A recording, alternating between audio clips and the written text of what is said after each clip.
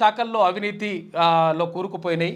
ఆ 4 శాఖలు ఏంటి అంటే ప్రధానంగా రెవెన్యూ శాఖ, మున్సిపల్, తర్వాత ఇక్కడ పోలీసులు, ఇటు రిజిస్ట్రేషన్లకు సంబంధించి 4 విభాగాలల్లో అవినీతి పేరుకుపోయింది. ఇది మొన్ననే ఒక ఆయన పని అయింది. యాయరుగుట్ట కాడ ఆయన రిజిస్ట్రేషన్ ఆయననా సబ్ రిజిస్టార్ ఆయన ఆలేరు దగ్గర సబ్ రిజిస్టార్ పని అయింది. అయితే విషయం ఏంటంటే ఒళ్ళు దగ్గర పెట్టుకుని పని చేస్తే మంచిగా ఉంటుంది. ఎందుకంటే నిజంగా చెప్పాలంటే పేదలకు సేవ చేయాలనే ఉద్దేశంతో మీరు ఉద్యోగాలలోకి వచ్చి సంతోషం. చాలా మంది కొంతమంది పని చేస్తున్నారు, సంతోషం. కానీ పని చేయకుండా ఇక రకరకాలుగా ఈ కొర్రీలు పెట్టేసి రకరకాల తిప్పుకునుడు, అవసరం లేకున్నా ఇవన్నీ కూడా కథలు పడడు 100% ఇవన్నీ బంద్ చేయరు.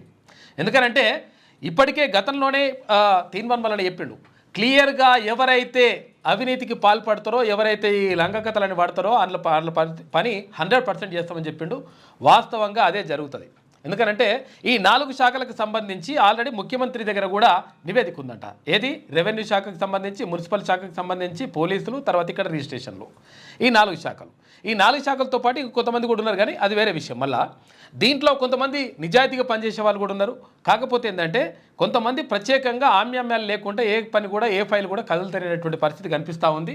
మీరు మంచిగా ఉంటే మంచిగా ఉంటుంది, లేకపోతే ఇంకా డేంజర్ పరిస్థితి ఉంటుందని చెప్పేసి గతంలోనే తీన్మాన్ కూడా చెప్పిండు. అదే జరుగుతుంది. అయితే రెవెన్యూ అధికారులకు మాత్రం పేద ప్రజల కోసం మధ్యాహ్నం పనిచేయమంటే పనిచేయరు, కానీ ఖద్దరు చొక్కాలు వేసుకుంటే రాత్రి 12 గంటలకు 1 కూడా రిజిస్ట్రేషన్లు అయిపోతాయి. అంతా జరుగుతుండే. వైరాలో కూడా మొన్న రాత్రి 99 రిజిస్ట్రేషన్లు అయినాయంట రాత్రికి.